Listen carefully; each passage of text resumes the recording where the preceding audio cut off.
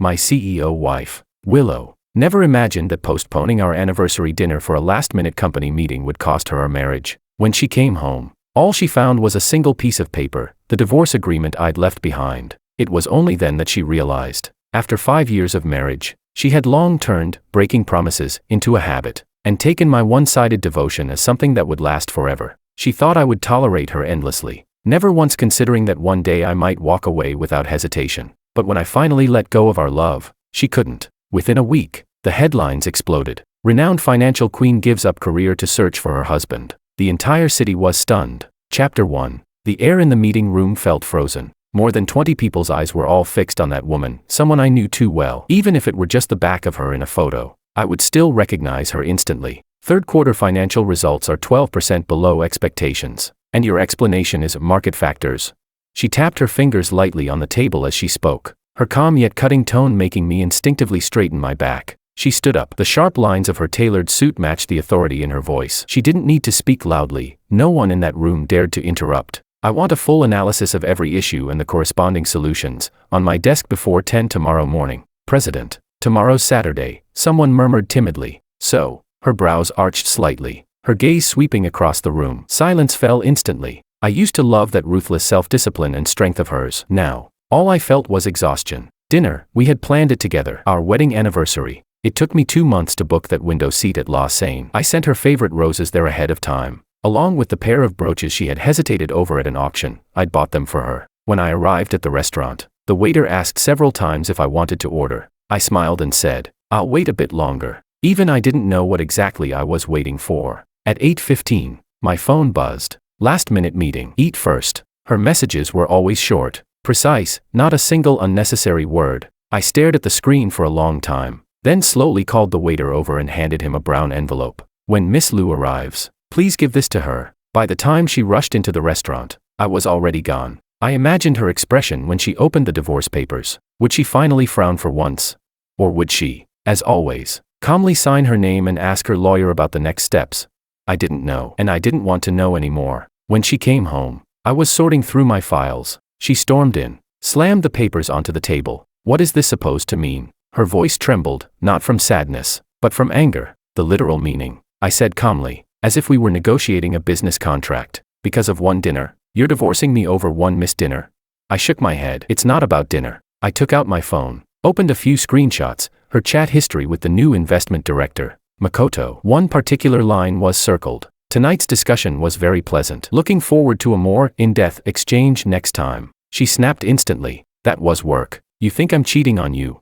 "I don't." I rubbed my temples. "I know you didn't cheat." But when I saw that message, my first thought was, at least someone else still gets your time. She froze, as if drenched in ice water. "You know how busy I am." "I know. It's been 5 years. Willow." I let out a bitter laugh. 5 years of being second to your parents, your business partners, your fitness coach, even your mother's friends. And me, I was always last on the list. Those screenshots just made it clear to me, I can't keep lying to myself. I picked up the suitcase I'd packed days ago. "The house is yours. Sign the papers and let me know. Everything else, talk to the lawyer." When I closed the door, she didn't call after me. Maybe she already knew, calling wouldn't change a thing. She found the diary, the one I had intentionally left for her. On the very first page, it read, June 15, 2018, married Willow today. She said the honeymoon has to be postponed. There's a new project starting. It's fine. We have plenty of tomorrows. Back then, I truly believed in plenty of tomorrows. I had written down too much. 2019, my birthday. Willow bailed again. The cake melted. The piece with ice cream was her favorite. I couldn't bear to throw it away, so I ate it the next day.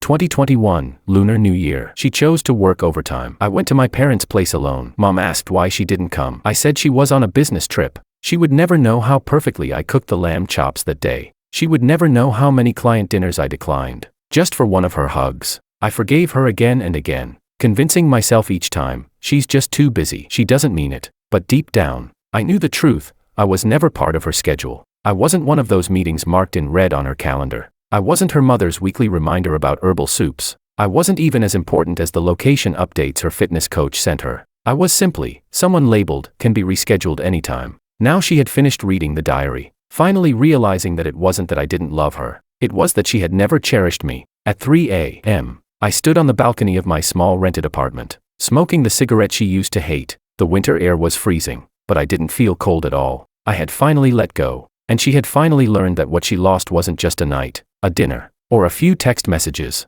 She lost the men who had always waited for her to come home. And I finally understood. Some people, you give them an entire spring, and all they return is a passing breeze. Chapter 2. Monday morning. Inside the company elevator, the moment Willow stepped in, the lively chatter quieted down a few degrees. Several young employees pretended to scroll on their phones, though their sneaky glances betrayed their curiosity. "Good morning, President," said Martin from the marketing department, forcing a polite smile. Willow nodded in response, her posture rigid and straight. She could feel the shift in the air, that thick, heavy silence before a storm. When she entered her office, her assistant Maria followed quickly behind, hesitating to speak. "Say it," Willow said as she set down her bag, her tone sharper than she intended. "President," Maria bit her lip before continuing. "There are some rumors going around. People are saying that Mr. Wong filed for divorce because, you're too strong-willed." Willow's fingers tightened on the edge of the desk, her nails almost digging into the wood. She should have expected this. In an environment where gossip spread faster than KPIs,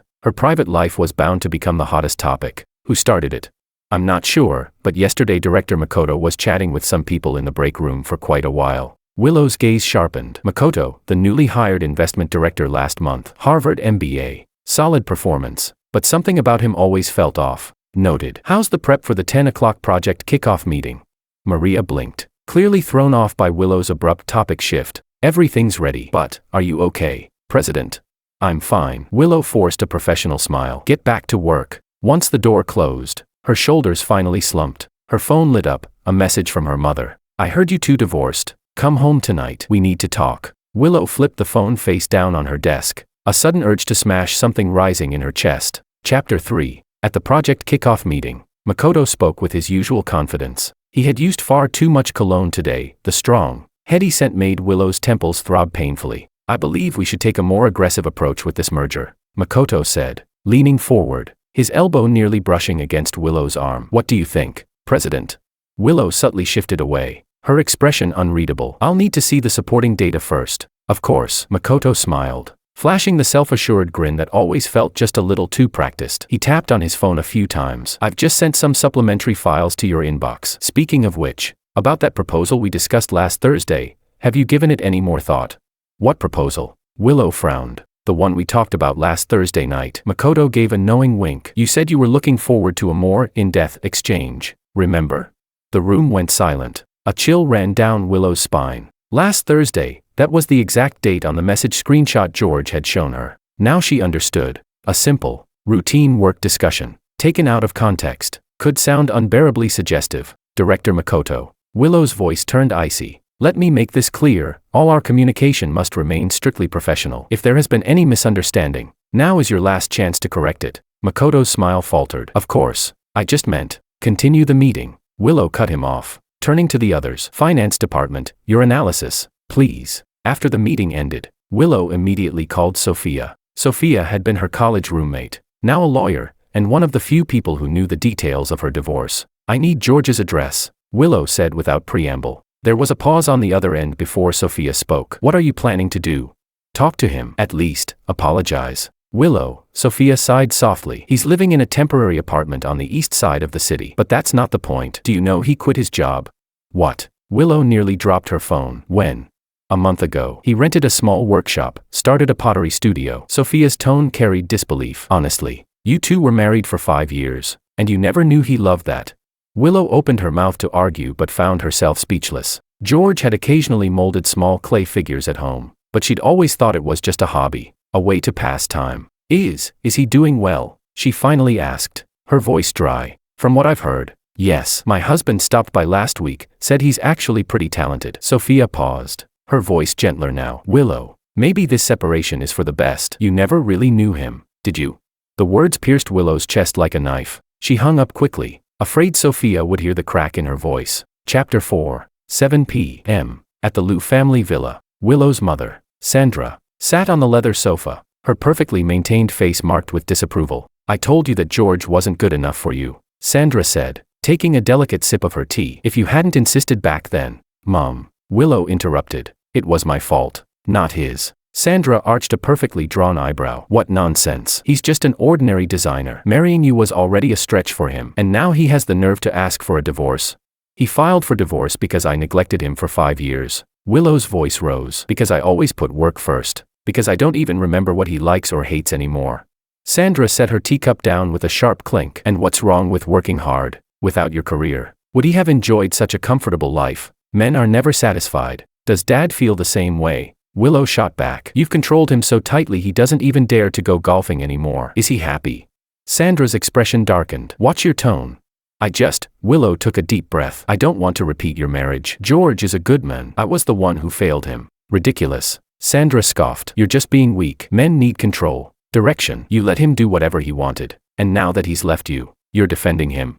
Willow stood up, her hands trembling as she grabbed her bag. I have to go. Stop right there. Sandra's voice snapped like a whip. Next week, the Chan family's son is back in town. I've arranged for you to meet him. He's 10 times better than George. No. Willow turned around, meeting her mother's eyes. For the first time, she felt an unfamiliar calm. I'm not going, Anne. I'm going to win George back. Even she was surprised by her own words. But somewhere deep inside, a quiet voice told her it was the right thing to do. Sandra stared at her as if she'd gone mad. Have you lost your mind? The daughter of the Liu family chasing after a man who dumped her. Maybe I have. Willow smiled faintly. But going crazy once is better than regretting it for a lifetime. Stepping out of the villa, the night wind cooled her burning cheeks. Willow took out her phone, hesitated for a long time, and finally typed. Heard you opened a studio. Congratulations. If possible, I'd like to visit. She sent the message and immediately turned off her phone, not because she didn't want to see his reply, but because she was afraid there wouldn't be one. Now, she stood across the street from Peakview Pottery Studio, hesitating for 15 minutes. The studio, converted from an old factory, was modest, red brick walls covered in ivy, a half-open black iron gate, faint music drifting from inside. I thought I'd never see her again, but 3 days ago, I received her text. After much hesitation, I replied. Saturday afternoon at the studio. If it's business-related, you're welcome. Just one short sentence, polite, distant, treating her like an ordinary client. That afternoon, sunlight streamed through the skylight onto my work table. I sat at the pottery wheel, hands cupping the moist clay. Folk music filled the studio, gentle as a spring breeze. The clay rose slowly under my fingers, my breathing syncing with the rhythm of the spinning wheel, focused, steady, peaceful, until I felt a gaze from the doorway. I didn't turn around. I simply slowed the wheel, wiped my hands, and said quietly, "Can I help you?" And just as I expected, it was her. Willow stood there, wearing a perfectly tailored trench coat, still every bit the professional woman, except the sharpness in her expression was gone, replaced by a hint of caution. She hesitated for a moment, as if she'd forgotten how to speak. I just happened to be passing by. Thought I'd take a look at your studio." I raised an eyebrow slightly. Passing by. This place isn't on the way to your office or your home. A flush crept up her neck. She had never been good at lying. I'd always known that. In the 5 years we were married, her most frequent lie was, "I'll be home soon." I didn't press further. I simply wiped my hands clean, walked toward the shelves, and began placing the freshly made pots on the rack to dry. Her gaze drifted around the room, searching for something to say, something to fill the silence. "These, you made all of them?" I nodded. "Yeah." I wasn't interested in showing off or explaining. She'd never cared before, never asked what I actually did at the ad agency. Never even knew the projects I was in charge of. The air grew heavy between us. I thought I'd just let her look for a few minutes and leave, but then her eyes landed on the vase I'd just been working on. This one. The moment she reached toward it, I said coldly, "The center of balance is off. It's going to collapse." Then, without hesitation, I pressed the clay down, crushing the shape entirely, and tossed the lump back into the reclaim bin. I heard her draw in a small, startled breath. The vase could have been saved. All it needed was a bit of reshaping. But I had no intention of fixing it, just like I had no intention of fixing our marriage. A cracked vase isn't worth mending. Why start doing this all of a sudden? Her voice trembled slightly. I mean, pottery. You never mentioned it before. Turning my back to her, I dropped the clay into the water bucket, my tone as calm as if I were telling someone else's story. I minored in ceramic art in college. Work got busy later, so I let it go. She was quiet for a moment. You never told me that. I finally turned to look at her, really looked at her. You never asked. I watched the way that single sentence struck her. She didn't cry. She didn't argue. She just stood there, stunned, then forced out a small, awkward comment. The studio name is interesting. Peakview. Is it taken from your name? Leaning against the sink, with damp clay still on my fingers, I looked at her and replied evenly, though there was a subtle edge in my voice. Not entirely. In ceramics, Peak view refers to a rare glaze pattern, random, uncontrollable, impossible to replicate. I paused, meeting her eyes, watching understanding dawn there for a fleeting second. Like certain moments in life, I said quietly, once you miss them, they're gone forever. The words chilled the room the moment they left my mouth, but I couldn't soften, not now. If I did, she might think there was still a way back. Her shoulders trembled faintly, as if struck by something unseen, but she said nothing. Then thunder cracked outside. Within seconds, rain poured down, drumming hard against the tin roof, as if the sky itself was breaking open. I walked to the window and pulled down the shade. Looks like you'll be here for a while, I said. This rain's not stopping anytime soon. She didn't answer, but I could tell she didn't want to leave. Or maybe she was waiting for me to give her some kind of sign. Tea? I asked, my voice neutral, the way one might speak to a casual visitor. Okay, she said softly, nodding. I turned toward the small kitchenette in the corner. The sound of boiling water and the faint fragrance of tea leaves unfurling in the cup, all of it was familiar to me. I warmed the cups, measured the leaves, poured the water, each step unhurried, deliberate. I could feel her gaze on my back, tinged with curiosity, the same kind that always came too late. She had always arrived too late, understood too late, felt too late. You quit your job for this? She asked as she accepted the cup from me, her voice careful, almost fragile. Sitting on the work stool opposite her, with just enough space between us, I replied evenly. Not entirely. 10 years in architectural design was enough. I was tired. I took a sip of tea, then added quietly. I'm 34. If I don't start doing what I actually want now, I might never get the chance. She hesitated. But, can you make a living from this? I looked at her, of course. That was her first question. A faint smile curved my lips, without warmth. Exactly what I expected. I gestured around the studio. It's breaking even. Not as profitable as before, but it's enough to live on. I didn't mean it like that. It's fine. I interrupted gently. Our values have always been different. Outside, the rain intensified. The world beyond the walls faded into a muffled blur. She stared at the wall calendar, the one marked with my upcoming exhibition dates and appointments. You have an exhibition? She asked. Next month. I said truthfully. A small joint one. Some friends and I are organizing it. She didn't reply, but I could tell what was running through her mind. Back when we were married, I had suggested visiting countless galleries, museums, art fairs, and she had always said, I'm too busy. Now, I finally had an exhibition of my own, and she finally had the time, but she was no longer the person who needed to be there. When the rain softened, she set down the teacup and stood. Thank you for the tea. I should go. I nodded, making no effort to stop her. At the door, I asked, do you have an umbrella?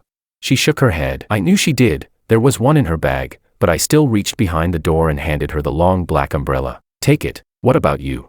I can wait until the rain stops. I made sure to avoid brushing against her fingers. Even that brief contact felt out of place now. She took the umbrella, then said quietly, it's hard to get a cab around here. Could you walk me to the subway?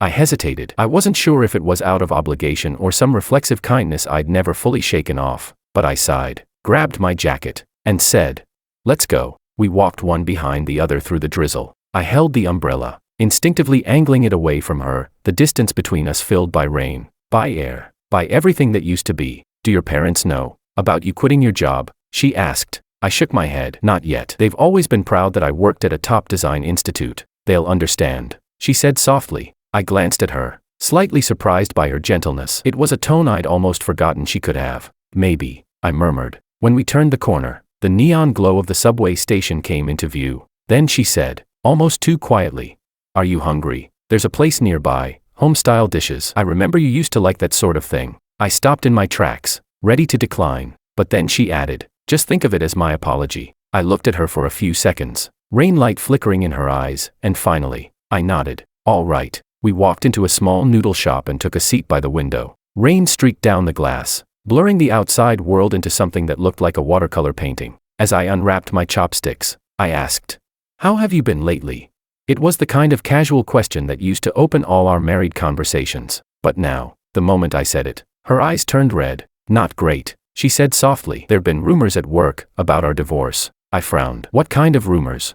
That I was too overbearing and scared you away. She let out a small, self-mocking laugh. Funny, isn't it? I always thought being strong was a virtue. I looked at her, my tone softening. You don't have to care about what they say. What happened between us, no one else will ever really understand. She lifted her eyes to meet mine. There was both hope and regret in them. George, about those messages. It's over. I interrupted gently. I know it was just work talk. The problem was never the text itself, it was everything it represented. The waiter arrived with 2 bowls of beef noodles. Interrupting the moment, I poured chili oil into my bowl. Almost without thinking, an old habit I hadn't realized I still carried. She watched me quietly for a while, then said, "You've changed a lot." I shook my head. "No, I've always been like this. You're just seeing it now." Her expression froze. I could tell she was remembering all the nights I'd waited alone.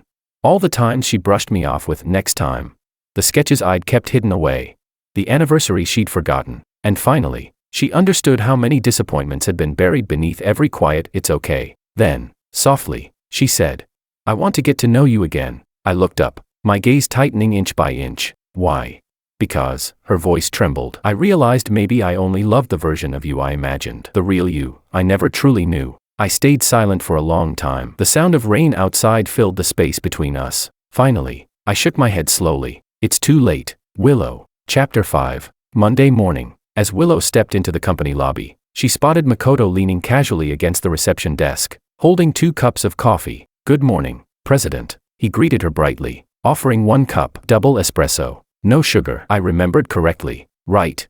Willow accepted the cup reluctantly, maintaining a polite distance. "Thank you, but there's no need for that." "It's no trouble," Makoto replied easily, walking alongside her. "I've had some new thoughts about Friday's proposal. How about lunch together to discuss?"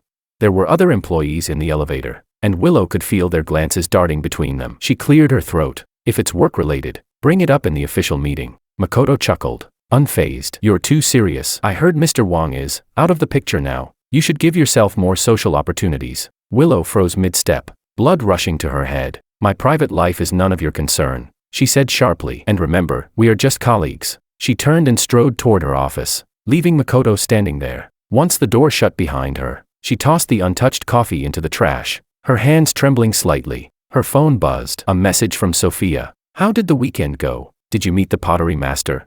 Willow typed back, "I did. He treated me like a regular client." Sophia replied almost instantly, "At least he saw you. Don't give up. By the way, are you coming to the class reunion on Friday?" Willow was about to refuse, then paused. "Is George going?" "He wasn't planning to, but my husband talked him into it." "Why?" "Planning an accidental encounter." A faint smile tugged at Willow's lips. Maybe, just maybe, she still had a chance. "President, this is the 3rd revision of the proposal." Maria placed a stack of documents on her desk, hesitating. "Do you have any specific preferences for the corporate gift design?" Willow looked up from her screen, absently twisting the ring finger on her left hand, where her wedding band used to be, leaving only a faint pale mark. "It needs to be unique, artistic, something that reflects our company culture, but not too commercial, like the style of Mr. Wong's studio," Maria blurted out. Willow's hand froze mid-motion. She lifted her gaze toward her assistant, who immediately turned red. "I'm sorry, I just noticed the ceramic cup on your desk last time. It looked really special." "It's fine," Willow said, relaxing a little, the corner of her mouth curving upward. "In fact, that's a good idea. Contact Peakview Pottery Studio and tell them we'd like to order 200 custom business gifts." Maria blinked. "Should I contact Mr. Wong directly?"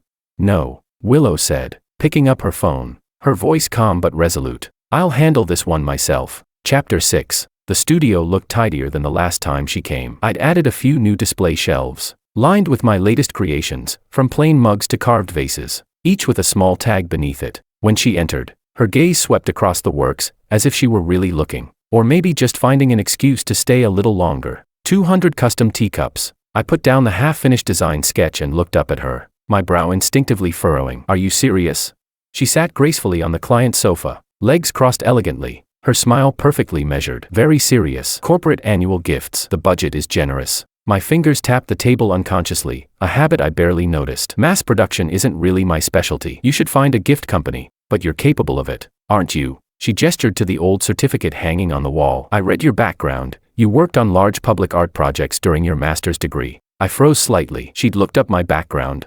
"That was 10 years ago," I said flatly. "Skill doesn't disappear." She leaned forward a little, her tone so soft I couldn't tell if it was a client's coaxing or an ex-wife's gentle plea. "Consider it giving an old customer a chance."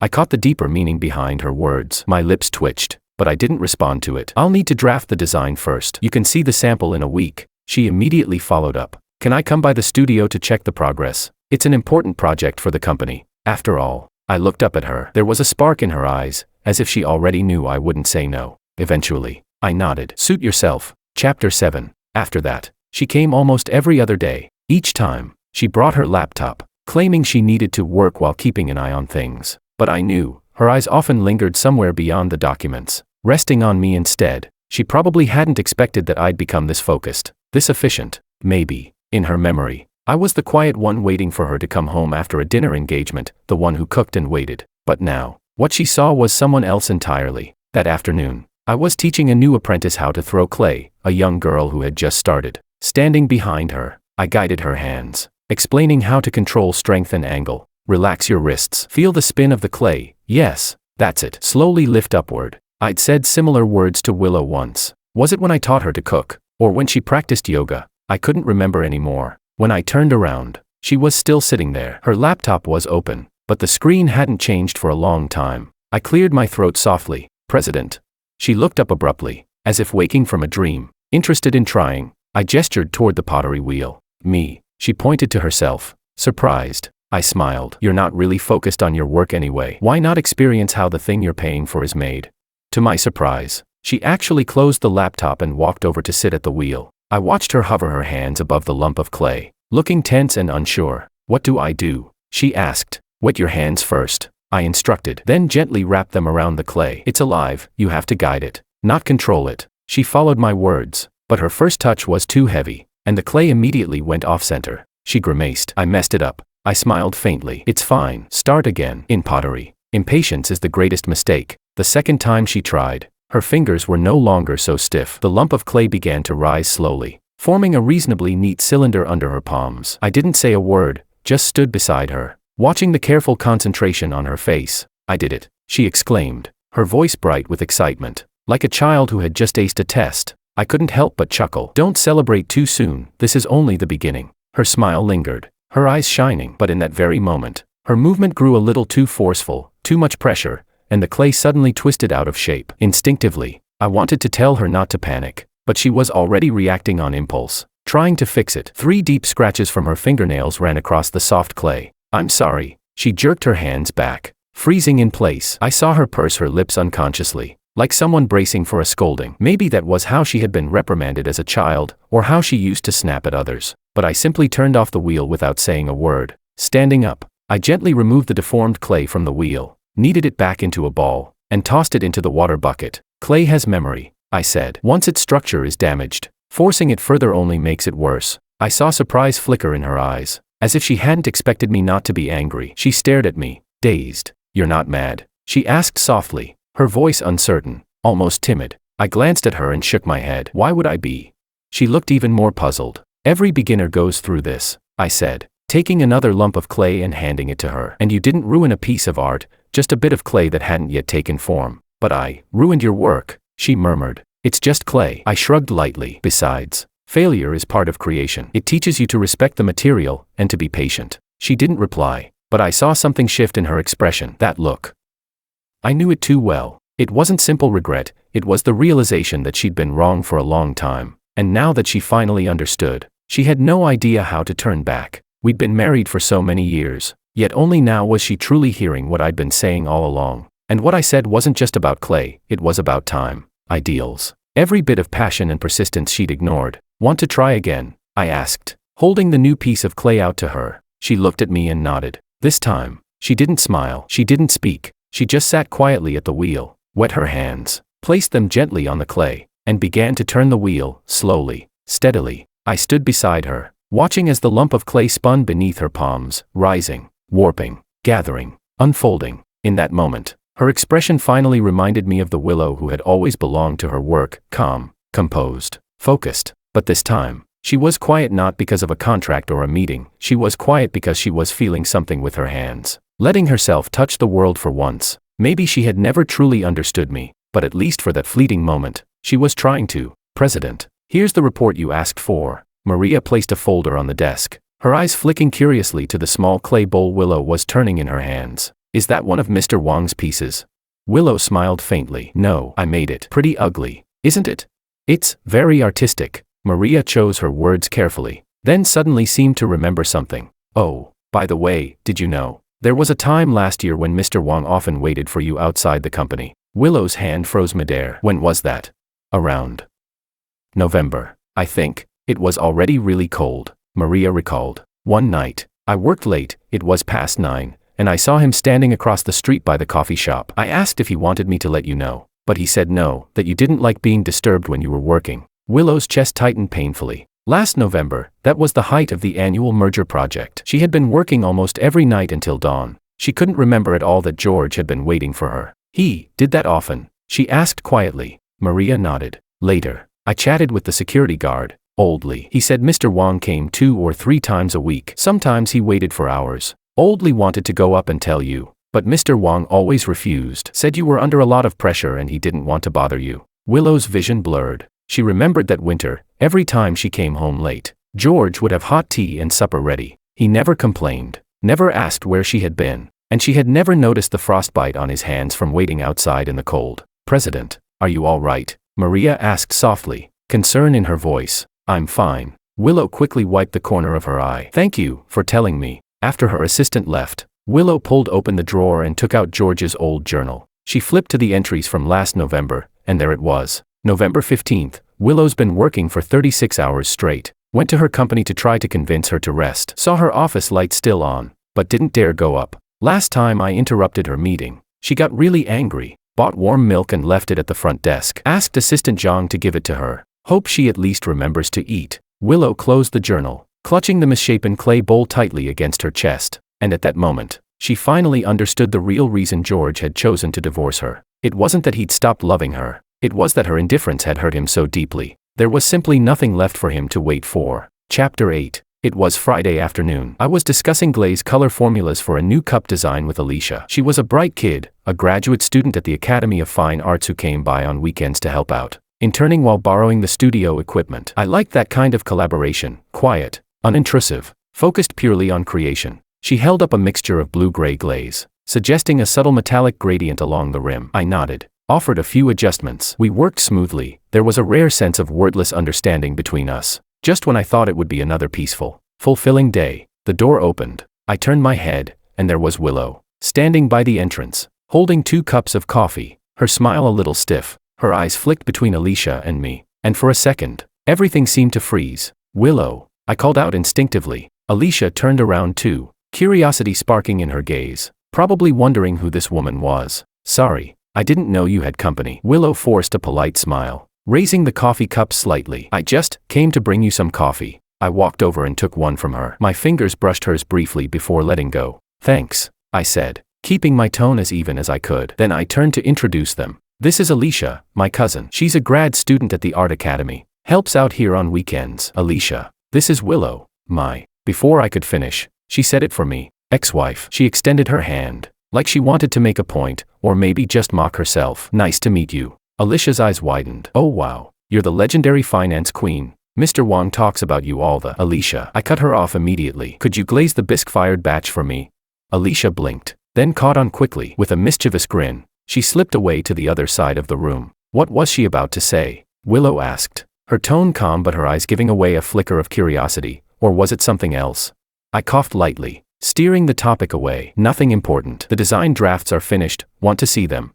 I led her to the display table, where 5 sample cups stood in a neat row. Each one had been made with a different technique, distinct firing curves, subtly varied textures. Even the logo at the bottom had been reworked into an integrated design. Her fingers brushed along the rim of one cup, her touch slow, deliberate, almost reverent. They're perfect, she murmured. Just fundamentals, I said, trying to sound casual, to stop my emotions from spilling out. Pick one. We can start mass production next week. But she didn't answer. Instead, she looked up at me and asked something I never expected. After the divorce, have you ever regretted it? I froze for a split second. Why are you asking? I managed to keep my voice steady. Because I have. Her gaze locked onto mine, eyes as bright as they were on the day we got married. So bright I couldn't hold them for long. Every single day, she added. I took a deep breath, but before I could answer her, the door opened again. That voice, I knew it all too well. Willow, I knew I'd find you here. I turned around. Makoto stood at the doorway, holding a bouquet of red roses like he'd come to make a declaration of war. Willow's hand jerked back from the cup she had just touched, as if burned, and I felt the faint ripple in my chest go completely still. Her tone turned cold. I don't recall we had plans today. Last-minute idea. He raised the bouquet with a practiced smile. The most beautiful flowers for the most beautiful woman. From the corner, I heard Alicia give a soft, disdainful snort. I didn't stop her. Her instincts were rarely wrong. Willow didn't take the flowers. I saw the flicker of embarrassment cross her face, but she steadied her voice. I'm in the middle of a business discussion. Oh. Makoto arched a brow, his gaze shifting toward me. I thought you two were finished. The words were casual on the surface, but the provocation underneath was deliberate.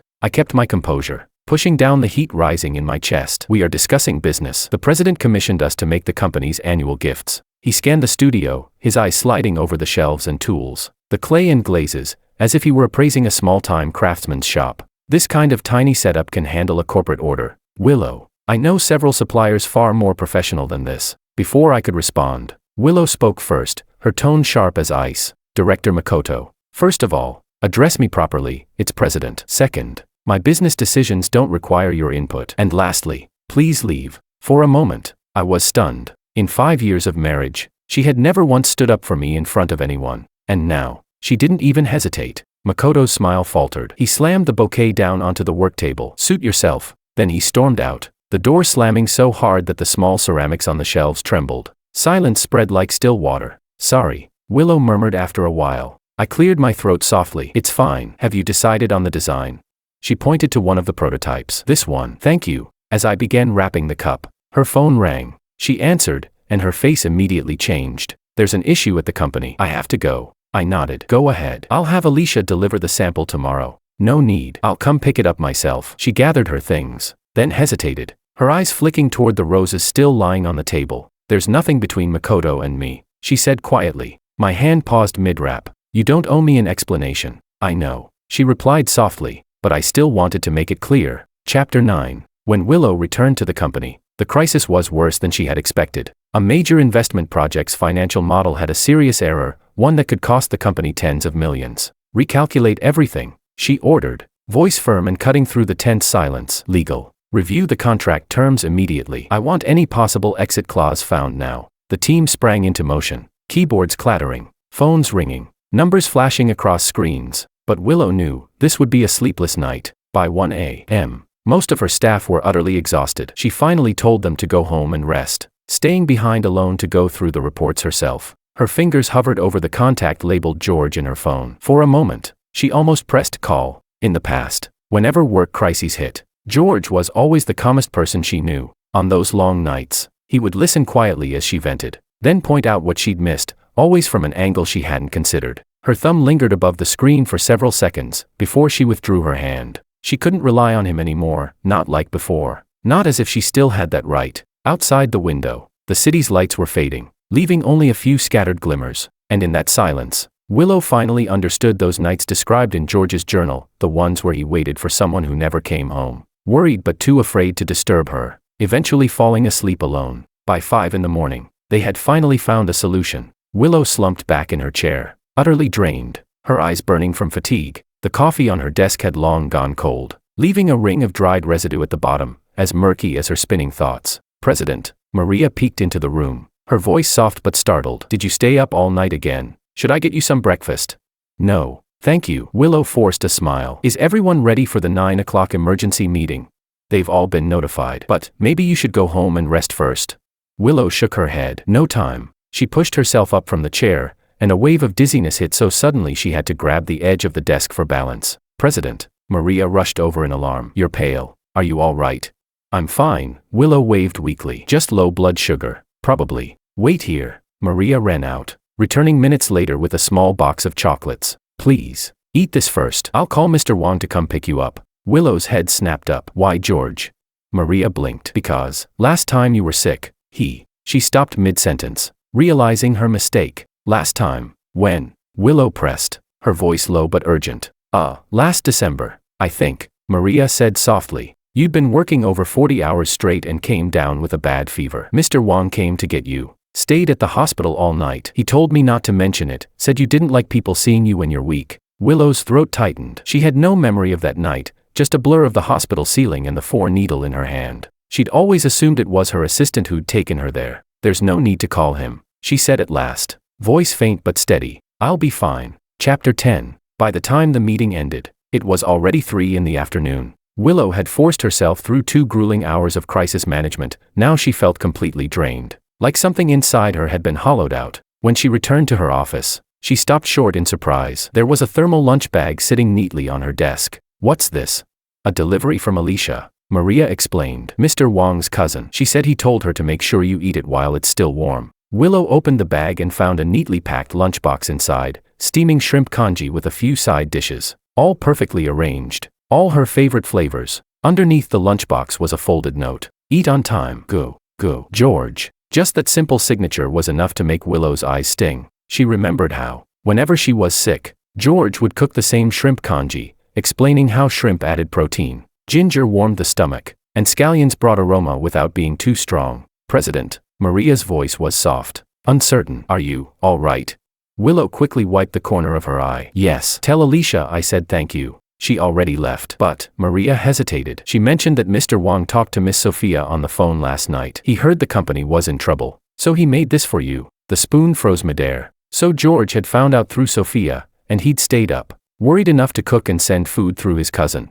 That quiet warmth spread through her chest before she could stop it. After finishing the congee, she felt noticeably better. She opened her laptop, ready to dive back into work, only to notice an unread email from an unfamiliar sender. The subject line read, "Some thoughts on the financial model." She clicked it open. It was a thorough analysis of the very crisis she had been dealing with, clear, professional, and precise. The message pointed out several risk factors she had overlooked, and even suggested potential solutions. There was no signature, but the phrasing, the way of thinking, it was unmistakably George. Her heart began to pound. Without thinking, she called Sophia. "Did you tell George about what's happening at my company?" Sophia's voice instantly turned guilty. "He just asked how you've been, and I might have mentioned you were dealing with a work problem." "Why?" "He sent me an email," Willow said quietly. "Anonymous. About the project. Let me guess, no name." Sophia chuckled softly on the other end. Classic George, always helping in silence, pretending it's nothing. Willow bit her lip. "Does he still ask about me? Often?" "What do you think?" Sophia replied. "Every time we meet, the first thing out of his mouth is, 'How's Willow?' He still can't let go, just keeps pretending he already has." When the call ended, Willow sat staring at the email for a long time. Finally, she clicked reply, and typed just one word, "Thank you." Chapter 11. It was 10 at night. I sat in the noodle shop downstairs from my studio, staring at the bowl of soup noodles that had long gone cold. The screen of my phone lit up, no new messages. I didn't even know what I was waiting for. I went to her apartment today. The door code was still the same, my birthday. She hadn't changed it. I didn't know what that meant, and I didn't dare to think too much about it. I just left the ribs and vegetables on the kitchen counter, glanced at the photo wall. Our wedding photo was still there, covered in a thin layer of dust. I left a note. "Eat on time. Go." When I stepped out, I lingered at the doorway for a long time. The door wasn't locked. I almost turned back, but I didn't, because I knew if I went back inside a second time, I might never be able to leave again. Before leaving, I placed some medicine and vitamins by her door. Alicia had mentioned she'd been looking pale lately. I didn't know in what capacity I was doing these things anymore. Ex-husband, friend, no one. All I knew was that when she was tired, she always forgot to take care of herself. And I'd gotten used to quietly filling in those small gaps she left behind, the ordinary parts of life she always overlooked. I didn't tell her I had been there today. Didn't tell her I'd seen the wedding photo still hanging on the wall. Didn't tell her I stood outside for 20 minutes, trying to summon the courage to type in that code, the one that once belonged to us. I just hoped that maybe, even because of these little things, she'd eat properly, rest on time, and live a little gentler with herself. Chapter 12. It was late Friday night. I was already in bed, ready to sleep, when my phone rang. Alicia's name flashed on the screen. "Brother, Willow's burning up," she said in a panic. "I brought her congee, but she can barely stand." I sat up instantly. "She's home alone." "Yeah. Are you going to do something about it or not?" I hesitated for a moment. "I'm coming over." "No need," Alicia interrupted. "I'm already here. Just call her tomorrow." "Okay."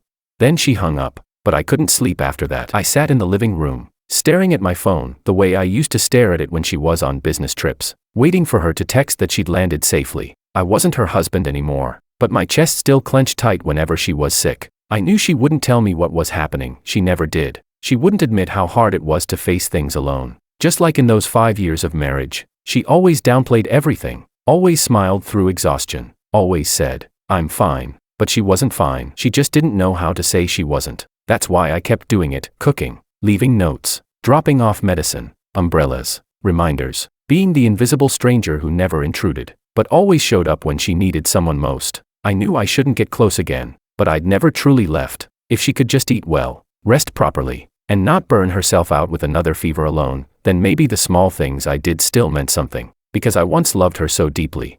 And now I could only love her like this, quietly. As the ex-husband she no longer saw, the thermometer beeped sharply through the phone. Before I even heard the rest, Alicia's voice trembled on the other end. 39, 6 degrees. Brother, you were right. My mind went blank. I didn't catch anything she said after that. I didn't even put on my shoes properly, just grabbed my medical kit and ran. It wasn't the first time she'd had a fever, but before, I was the one sitting by her bedside all night, not leaving her for a second. Now, she wouldn't even say, "I'm not feeling well." I raced up the stairs, heart pounding. Alicia opened the door, and I rushed past her straight into the bedroom. Willow was curled up in bed, her face flushed red, eyes hazy with fever. The confident, sharp, high-heeled executive I'd known was now fragile, like a small flame about to go out. "How long has it been?" I asked, trying to sound calm, though my fingers trembled. "Since last night, started with a headache." Her voice was barely more than a whisper. I had to lean close to hear. I reached out, pressing my palm gently to her forehead.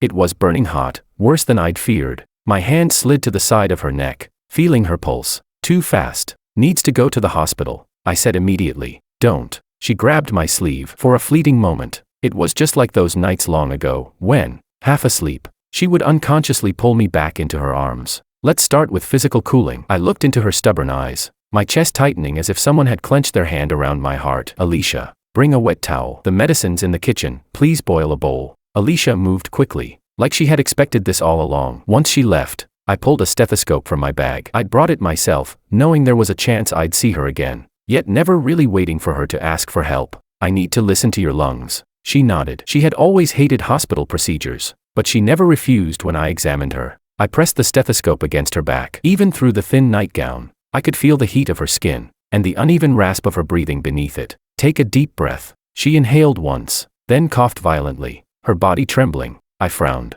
lowering my voice. "There's a wheeze in your lungs. If the fever doesn't drop by morning, you have to go to the hospital." "When did you start practicing medicine?" Her voice was weak, like wind brushing past the edge of glass. I packed the stethoscope away and tried to sound light. "My dad's a traditional Chinese doctor. I grew up surrounded by it." I paused, glancing at her. "You never knew?"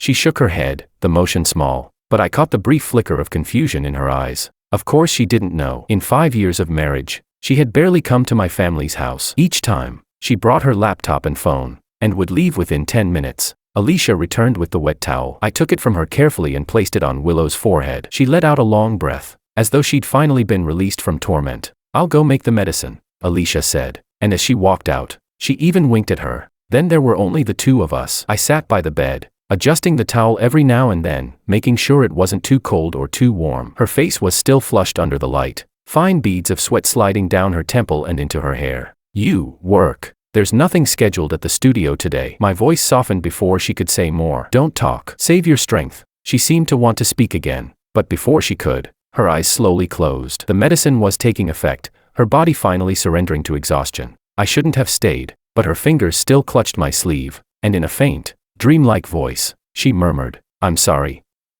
I was wrong. I shouldn't have ignored you." My hand froze midair. Then she pulled my hand against her burning cheek, as if searching for something familiar, something safe. "I know," I whispered at last. Maybe she really did, but so what?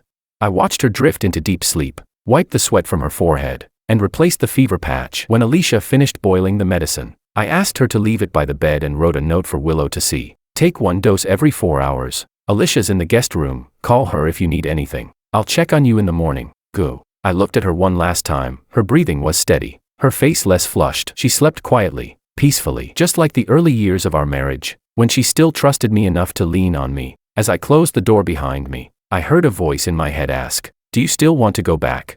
I didn't answer. Not long after I got home, my phone lit up. "Thank you, the medicine's bitter." I stared at those words for a few seconds, the corner of my mouth twitching. Then I typed, "Bitter medicine works best. There's porridge in the fridge, heat it up before eating." As my fingers paused, an image flashed through my mind, her sitting up in bed, a fever patch on her forehead, frowning as she swallowed the medicine. She had never been good at taking care of herself. Too strong, too proud, even her illnesses had to be endured in silence. I leaned back in the chair and closed my eyes. She finally admitted it was bitter. 5 years ago, she would never have said that. She used to say, medicine is medicine, not dessert. What's there to fuss about?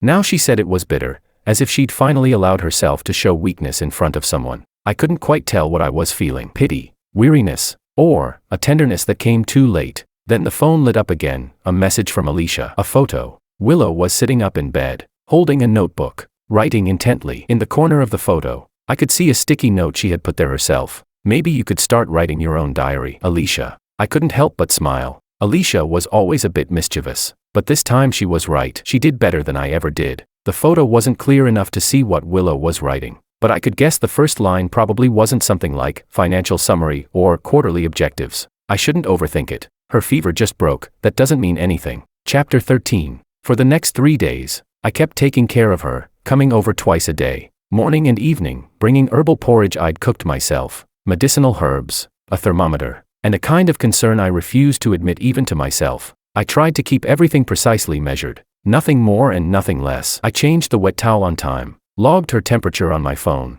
and varied her meals each day. But every time she tried to talk to me for more than a few moments, I'd find an excuse to leave. She was getting better, her face slowly regaining its color. Sometimes I caught her lying on the sofa, looking at me like she wanted to say something, and I would pretend not to notice, forcing myself to keep calm as I said, "Get some rest, I'll come by tomorrow." I knew she was testing me, but I also knew I couldn't let myself fall back in again. Did she regret it? Maybe, but I'd already given too much. I couldn't let a few meals and a few soft apologies shake me so easily. On the morning of the 4th day, her fever finally broke. I left earlier than usual, careful not to wake her. In the kitchen, I left a bowl of congee, her favorite kind, with lotus seeds, lily bulbs, and lean pork. Gentle on the stomach, comforting to the heart. And as usual, I left a note. Fever's gone. Get some rest. Contact Alicia if you need anything. Go. Yes. I didn't even sign my full name. I didn't dare to. After stepping out the door, I didn't go straight to the studio. I sat in the car for 10 minutes instead. The phone screen lit up with a system notification. The loan application I'd submitted last week, still not approved.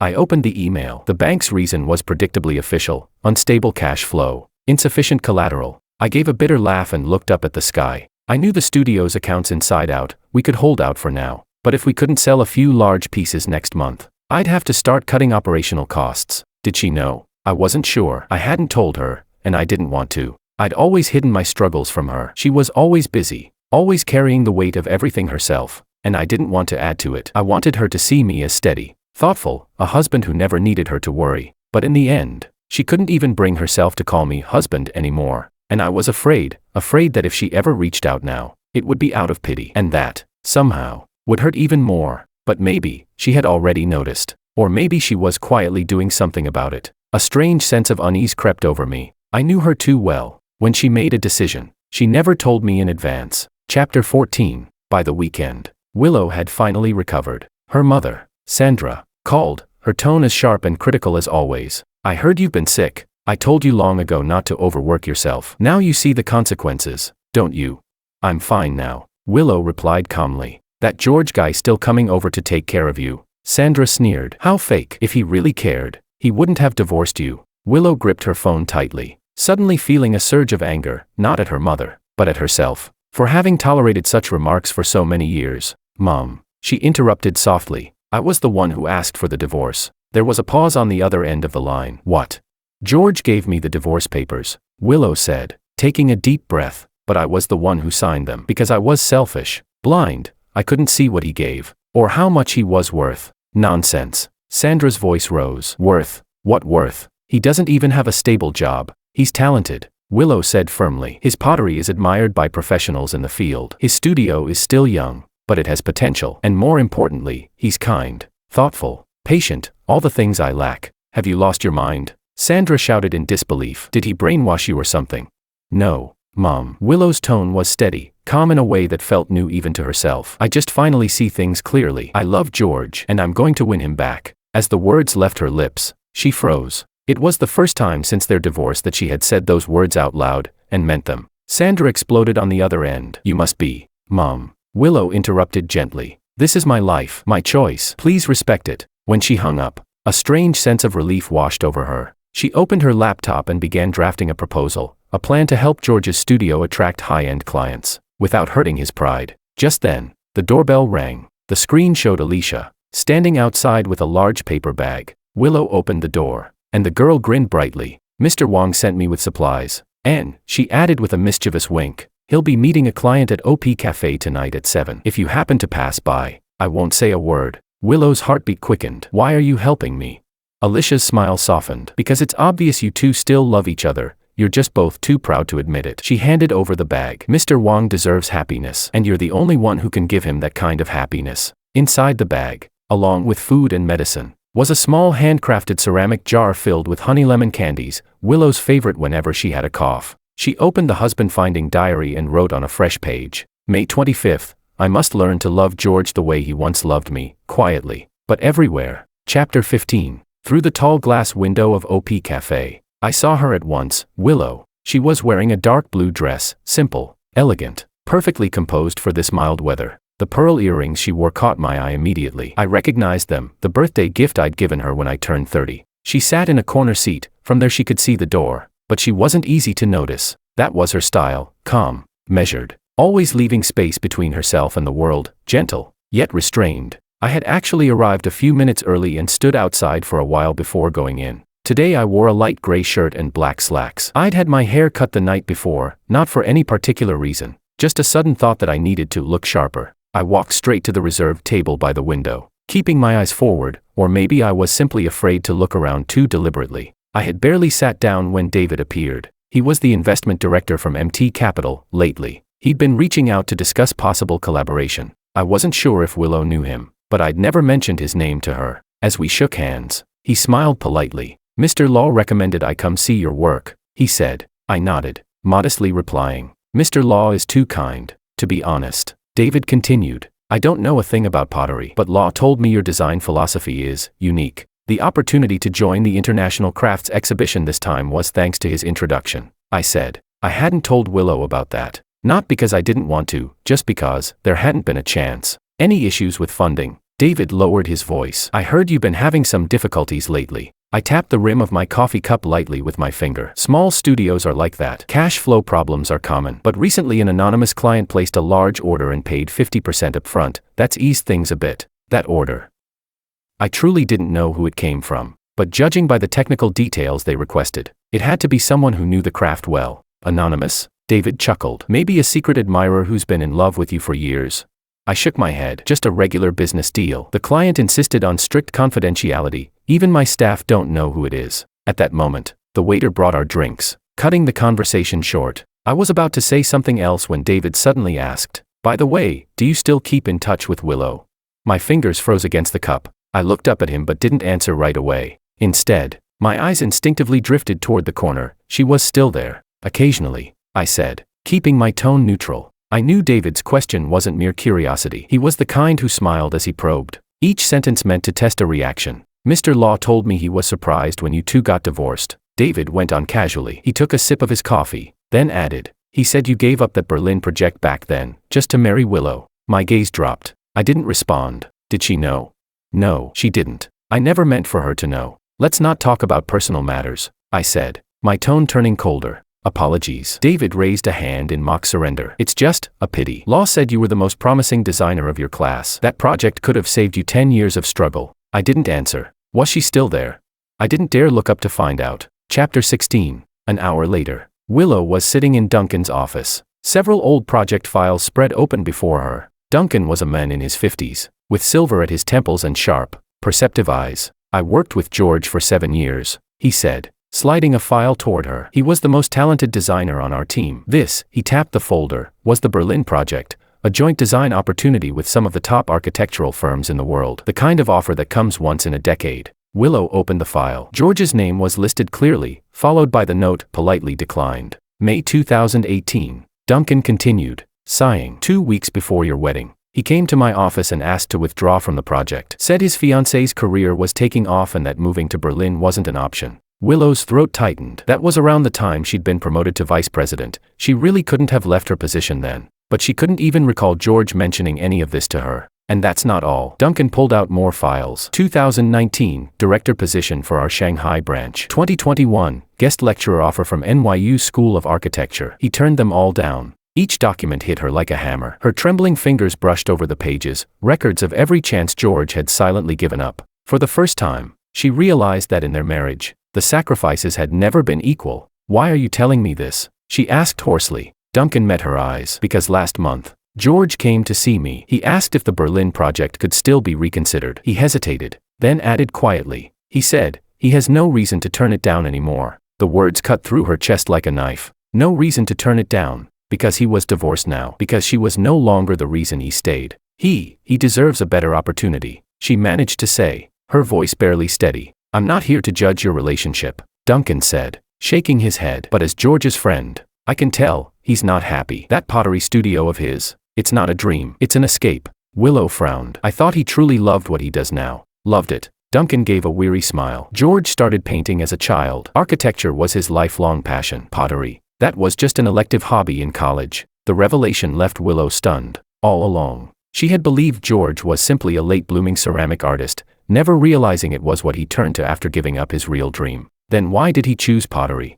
"Because it gave him flexible hours," Duncan said, his tone heavy. "He could match his schedule to yours." He paused, then added quietly, "President Liu, George is one of the most self-sacrificing men I've ever met. But people who sacrifice too much, eventually, they burn themselves out." When Willow stepped out of Duncan's office, the city street felt like it was spinning around her. She needed to see George, now, immediately. She jumped into a cab and went straight to Peakview Pottery Studio. But the studio's door was locked. A sign hung at the entrance, "Closed today." Just as she turned to leave, a deliveryman called out, "Excuse me, are you Ms. Liu? I have a package here for Mr. Wang." Almost without thinking, Willow took the parcel. Before she could ask anything, the courier was already gone. She hesitated, then dialed George's number. "Hello." His voice came through the receiver. Background noise buzzing, machinery, chatter. "Maybe a warehouse." "It's me. I'm at your studio. There's a package for you." "Willow." George sounded surprised. "I'm at the East Side Building Materials Market. Could you leave it by the studio door? The passcode's still the same." "No," Willow said quickly. "I'll bring it to you. There's something I want to talk about." There was a pause on the other end. Then he said quietly, "All right, I'll send you the address on WeChat." Chapter 17. The East Side Building Materials Market was even more chaotic than I'd imagined. It wasn't the kind of place I liked to visit, but for that batch of custom ceramic tiles, I had to oversee things myself. The samples had just arrived. I crouched down, inspecting the glaze along the edges. Sunlight slanted through the high steel roof, mixing with the smell of cement and dust, making my head throb a little. Then I heard that voice, soft, familiar, from behind me. "George." I turned around and saw her. Willow stood beside a stack of tiles, heels clicking lightly against the concrete, a package in her arms. The sunlight made her face look pale. "Thanks," I said, keeping my tone steady. "You didn't have to bring it over yourself." She didn't answer right away. She just looked at me, and in her eyes was something I couldn't quite read. "I wanted to see you," she finally said, her voice thinner than I remembered. "I just came from seeing Duncan." My heart skipped a beat. I set down the sample tile, gave a few quick instructions to the shop clerk, then led her toward the small rest area at the back of the market. "What did he say?" I asked. I tried to sound calm, but my fingers were unconsciously tapping the table. She sat down, eyes lowered, and spoke in a rehearsed tone, almost too calm. "The Berlin project, the Shanghai director position, the NYU visiting professorship." I closed my eyes, my shoulders tensed, almost imperceptibly. She knew. A short, bitter laugh escaped me. "So what if you know now? Would you have given up your vice president seat to go to Berlin with me?" She hesitated for a few seconds, then said quietly, "No." I nodded. "I wasn't surprised, but you should have told me," she said suddenly, lifting her gaze to me. Her eyes held something I'd never seen before, hurt. "I had the right to know what you gave up for us." I turned my head away, avoiding her stare. "It doesn't matter," I said under my breath. "It was my choice." "It does matter," she burst out, her voice trembling. "I thought you were just content, unambitious. I had no idea how much you sacrificed for our marriage." Something inside me, something that had been stretched thin for years, finally snapped. I met her eyes and said, for the first time, the words I'd been holding back for so long. "And what now? You found out. So you feel guilty, want to make it up to me, like that anonymous client you arranged." Her eyes widened, she almost leapt to her feet. You knew." "David told me," I said with a short, cold laugh. "He said the third-party contact was one of your company's old partners." "You thought I wouldn't notice?" "Willow, I don't need your pity. I don't need your charity." "It wasn't charity," she said desperately, her voice breaking. "I saw your studio's financial report. I just wanted to help. Just like the past 5 years of our marriage, I cut her off. You always think you know what everyone needs. You decided where we lived, where we spent vacations, even which suit I should wear to meet your parents. You never asked what I wanted. And now, even after the divorce, you're still doing it. She froze, stunned, as if it had never once crossed her mind that her consideration and planning could feel, to me, like another form of control. Then I saw the color drain from her face. She swayed, bending forward suddenly in pain. What's wrong? I stood up instantly, grabbing her arm. I'm fine, just an old problem. She gritted her teeth and forced herself upright, fingers pale from strain. But the next moment, another wave of pain hit her, hard. She nearly collapsed. Don't push yourself, I shouted, catching her before she fell. My car is close. I'm taking you to the hospital.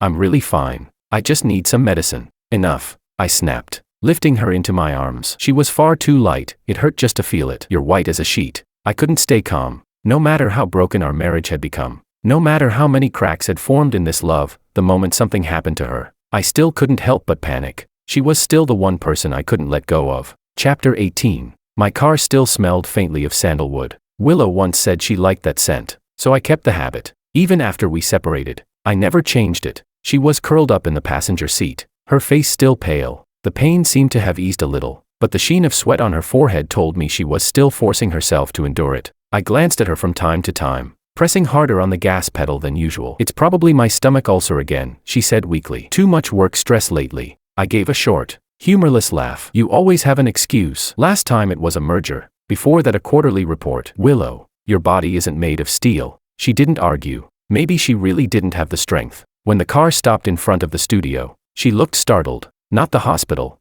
Let's take the medicine first. See how you respond, I said, getting out and unbuckling her seatbelt. If it doesn't get better, we'll go. I've got some on hand, and some porridge I made. She didn't protest. I half supported her into the small rest area. It was a simple space, a sofa bed, a mini fridge, and the little kitchen setup I'd built myself. She'd been here before, but back then, she never even glanced around. I turned to boil water, grabbed the medicine, and reheated the porridge. My movements were the same as years ago, when I used to take care of her during her fevers. Only then, she'd be drinking porridge with one hand while editing PowerPoints and taking client calls with the other. Now, finally, she was quiet, leaning against the pillow, watching me work. Feeling any better? I asked, setting the bowl in her hands and sitting by the bed. She nodded slightly. It was yam and pork rib porridge, her favorite, especially when her stomach acted up. George, she murmured, about those opportunities.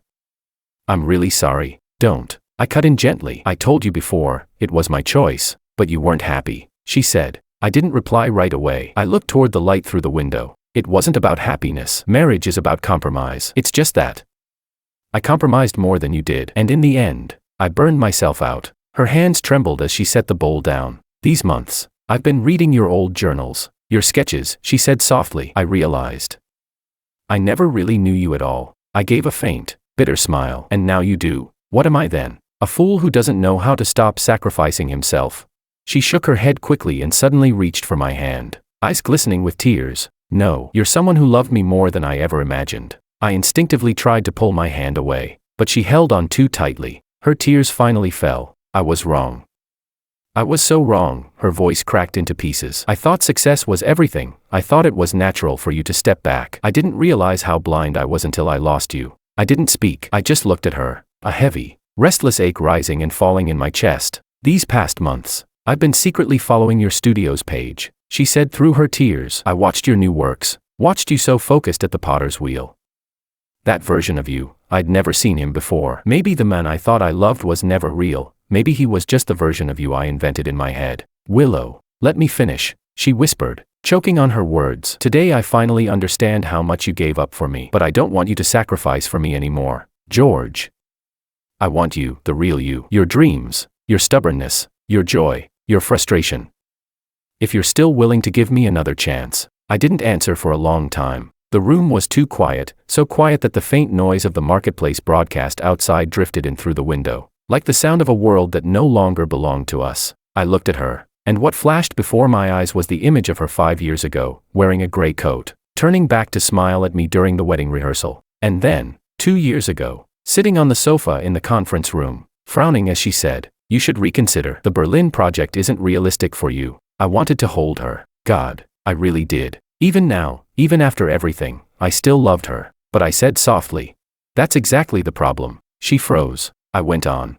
I still love you, Willow. But love isn't enough for us to start over. Her eyes widened. Tears broke free, pouring down like a dam giving way. I stood up, turned, and carried the empty bowl into the kitchen sink. I didn't know if she followed me. All I knew was that with my back turned to her, my chest felt like it was being torn apart. I hadn't expected her to actually lock away her work phone. It was the first business phone I'd ever given her, the familiar black case now closing with a small click, like she was sealing away the old Willow who once measured her entire life by efficiency and results. You're seriously not bringing your work phone? I asked, raising an eyebrow so high it nearly touched my hairline. She tucked a loose strand of hair behind her ear and smiled with a kind of ceremony. Rule number 1 of dating, full attention. She only brought her personal phone, on silent. We'd agreed to start over, like two ordinary people, learning about each other again, without the weight of titles or old habits. Not remarriage, reintroduction. Today was our first official date. For the past 2 weeks, we'd only met occasionally, chatting about the weather, new exhibitions, trivial things.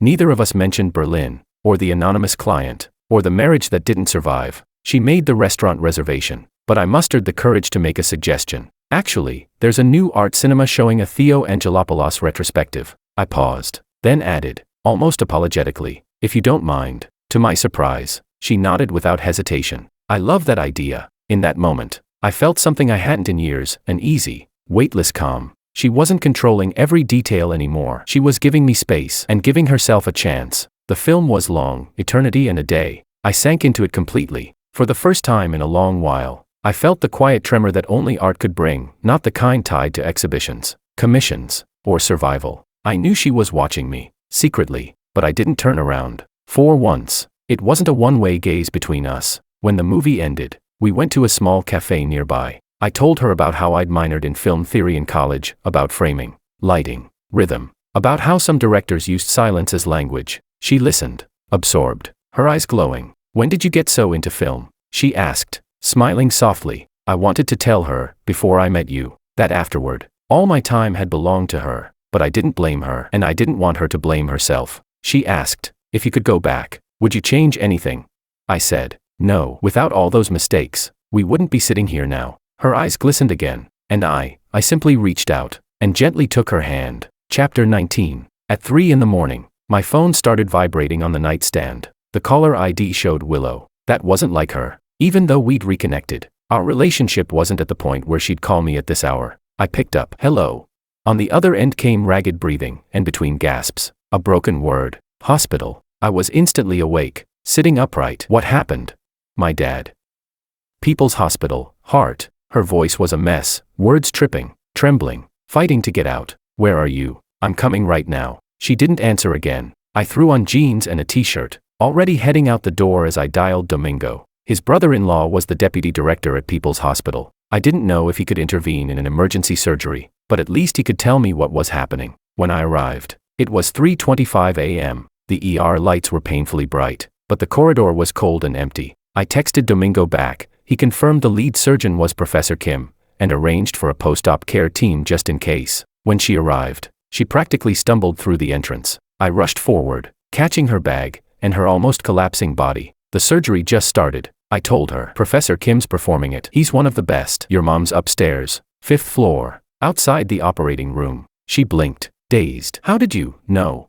I pressed the elevator button and kept my tone steady. I called Domingo on the way. Her hands were shaking, gripping my sleeve so tightly I could feel the tension in her fingertips. She was holding herself together, but only barely. On the 5th floor, Sandra sat slumped on a bench outside the operating theater. Her makeup had run. Her eyes were red and swollen. The doctor said the artery was badly blocked. She choked. They're putting in a stent. I forced calm into my voice. Professor Kim is experienced. The success rate is high. I've already arranged the post-op care team. Try not to worry. She looked up at me. For the first time, I saw something in her eyes I'd never seen before, approval. It didn't move me exactly, but somehow, I felt that. For once, tonight, I'd done something right. The next 6 hours crawled by like a slow-motion film. Willow sat beside me, her knuckles white, silent the entire time. I went out to buy coffee and sandwiches. When I came back, she was leaning against the wall, eyes closed, pretending to rest, though I could tell she hadn't slept at all. I held out the coffee to her. She didn't take it, only lifted her gaze slightly. Your phone's about to die, I said. I'll find a charger. She nodded, not refusing this time. She'd always been that independent.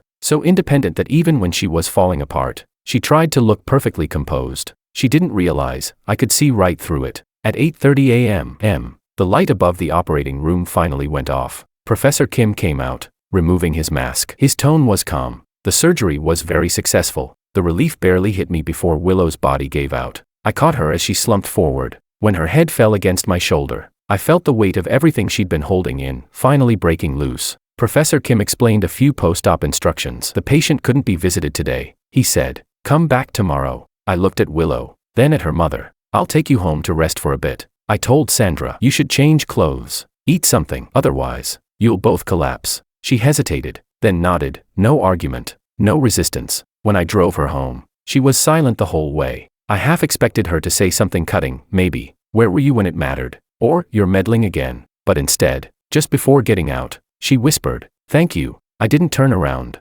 Standing outside that hospital in the pale morning light, I only knew one thing. I wanted Willow not to be afraid anymore, even if we were no longer each other's destination.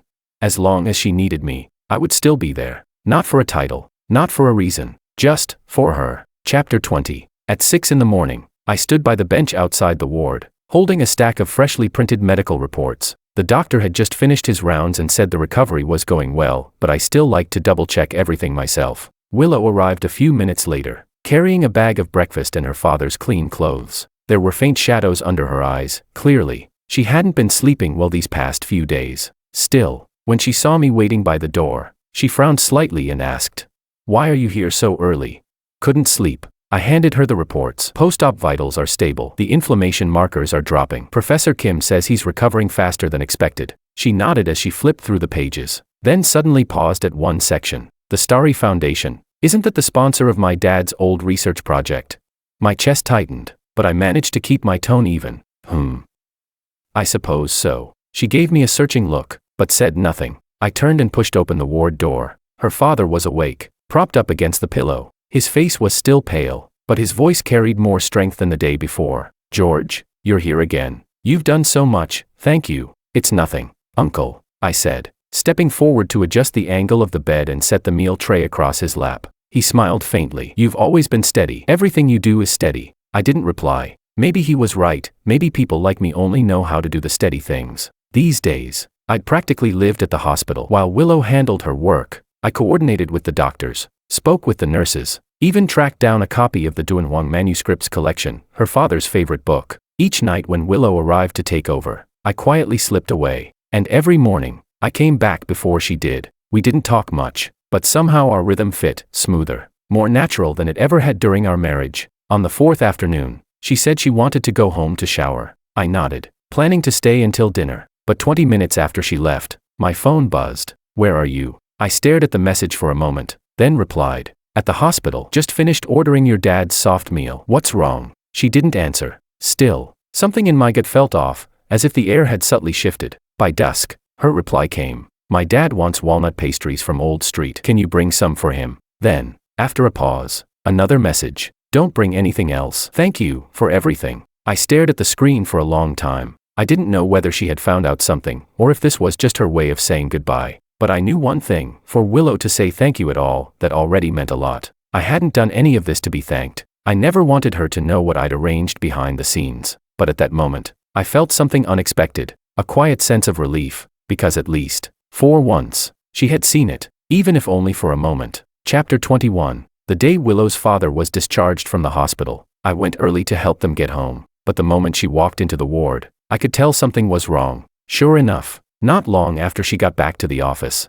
she called me and said she wanted to talk. Half an hour later, we met at the park near her company. June sunlight filtered through the plane tree leaves, scattering into shifting patches of gold. I sat on a bench waiting. When she appeared, I knew there was a major decision waiting on her lips, and I was right. She told me the company had given her an offer she couldn't refuse. President of the Asia-Pacific region, based in Singapore. For 3 years, I stared ahead at the fountain, watching the arcs of water rise and fall. I wasn't surprised. It was everything she'd ever dreamed of, and I knew it. Congratulations, I said, keeping my voice steady. That's an incredible opportunity. She looked at me for a long moment, as if waiting for me to say something else, to ask her not to go, maybe, but I didn't. I was no longer the George from 5 years ago. The man who hid every emotion behind quiet sacrifice. If I accept it, she said at last, it means we'll be apart for at least 3 years. I nodded. I know, but that shouldn't be the reason you say no. She blinked, caught off guard, and after a moment asked softly,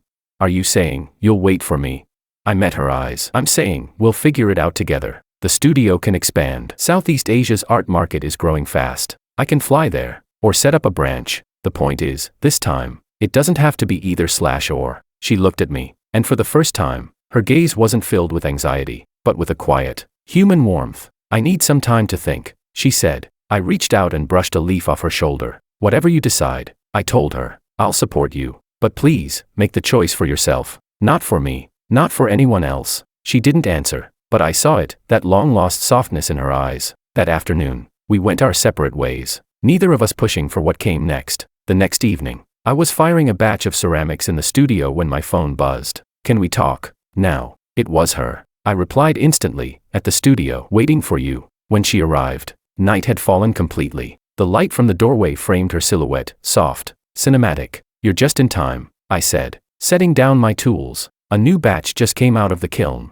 She walked over, looking down at the row of ceramic cups, each designed around a zodiac constellation. Her eyes lingered on one, a deep blue cup, its glaze scattered with golden specks, like the night sky we saw on our honeymoon in the Maldives. This one is, she whispered, a custom order, I said. She didn't respond. Instead, she reached into her bag and took out 2 notebooks, one I recognized immediately, the marriage diary, the other. She slid across the table to me, her notebook, the husband-seeking diary. For a moment, I just stared. That was when it finally hit me. She hadn't been distant or indifferent lately. She'd been working through things in her own way. She was trying to understand me, on her own terms. She opened the notebook and began to read aloud. Each word trembled slightly as it left her lips. May 18th, today I went to George's studio for the first time, watching him at the pottery wheel, completely focused. I suddenly realized, maybe I never truly knew my husband. June 2nd, when Dad got sick, George was the first to show up. Now I finally understand what it means to be protected, not by material comfort, but by someone who catches you when you're at your weakest. Her voice quivered as she read. Each page felt like a layer of armor being peeled away. All those moments I thought she hadn't noticed. She had. We both had. We just didn't know how to say it. When she finished, she slid my diary back toward me. I took a breath, opened it, and began to read softly.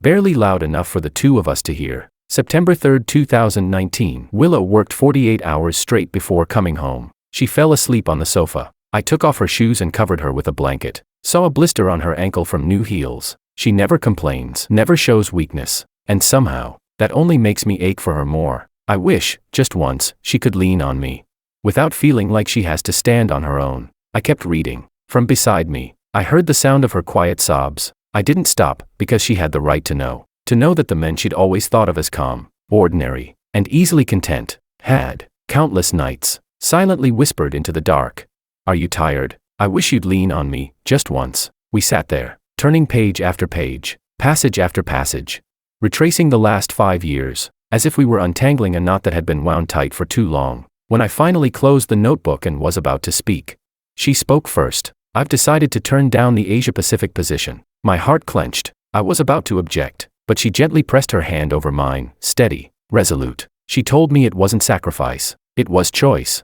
For herself, she said she'd already contacted a headhunter, found several new opportunities, and that she wanted to become a partner at my studio. We could create together, she said, do what we love, without either of us having to step aside. Listening to her, I didn't reply right away. Instead, I walked to the workbench, opened a drawer, and pulled out a folder I'd been preparing for days. Yes, I'd already been ready. When she opened it, I saw the shimmer of tears in her eyes. Peak View, Southeast Asia Expansion Proposal. She looked up, her lips trembling. "When did you make this?"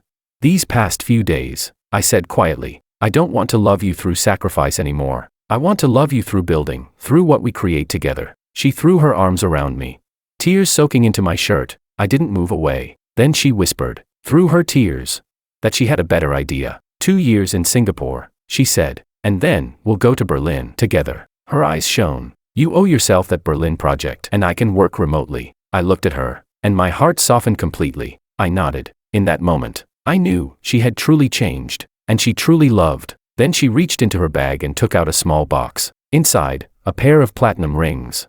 identical to the ones from our wedding. She smiled softly. "These aren't remarriage rings," she said. "They're a promise to begin again." I didn't speak. I simply knelt down on one knee. Just like I did back then. And yet, this time, it was something entirely different. "Willow," I said, voice trembling. "Will you give me another chance? Not to go back, but to begin again. As the people we were always meant to become."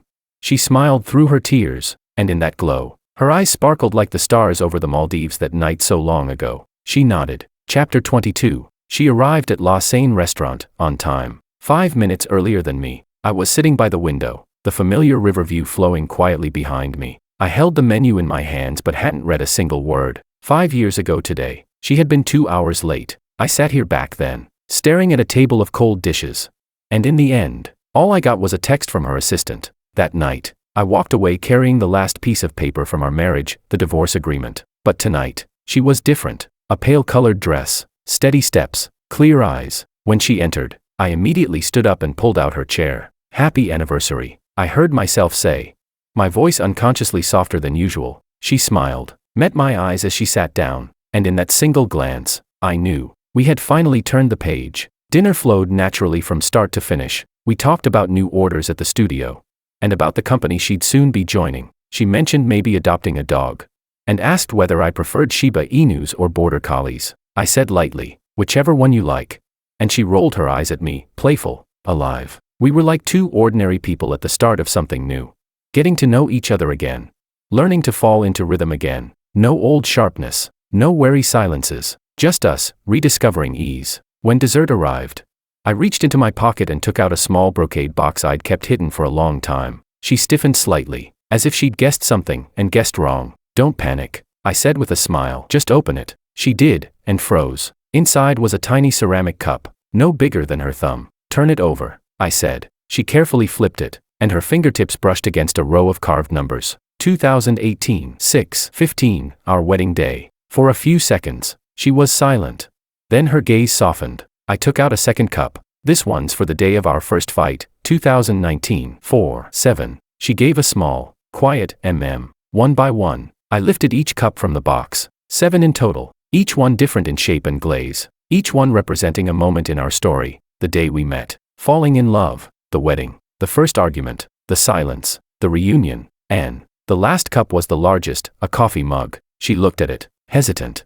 As I handed it to her, on the bottom, the carved date read, 2023, 5/20, the day we divorced. She looked up at me, voice barely above a whisper. "That day is worth remembering too."